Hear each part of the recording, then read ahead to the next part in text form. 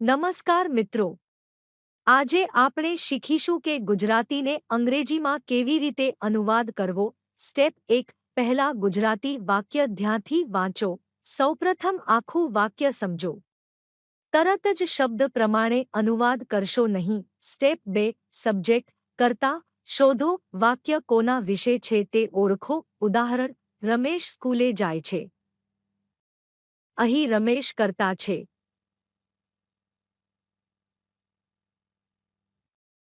Step 3. Verb ક્રિયા શોધો. ક્રિયા એ શબ્દ છે જે કામ બતાવે છે. અહીં જાય છે નો અર્થ ગોઝ થાય છે. સ્ટેપ 4. ઓબ્જેક્ટ અથવા અન્ય માહિતી સમજો. સ્કૂલે નો અર્થ ટુ સ્કૂલ થાય છે.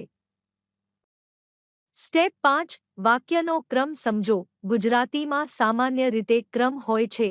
સબ્જેક્ટ ઓબ્જેક્ટ વર્બ, પણ અંગ્રેજીમાં ક્રમ હોય છે. Subject verb object. સ્ટેપ 6. દરેક શબ્દનો અંગ્રેજી અર્થ લખો. રમેશ રમેશ, ગોઝ જાય છે, ટુ સ્કૂલ સ્કૂલે. સ્ટેપ 7. હવે પૂરું અંગ્રેજી વાક્ય બનાવો. Ramesh goes to school. Step 8. Grammar અને ટેન્સ ચેક કરો. વાક્ય સાચું અને સ્વાભાવિક લાગે છે કે નહીં તે તપાસો. જો તમે દરરોજ થોડું પ્રેક્ટિસ કરશો તો ગુજરાતીથી અંગ્રેજી અનુવાદ સરળ બની જશે.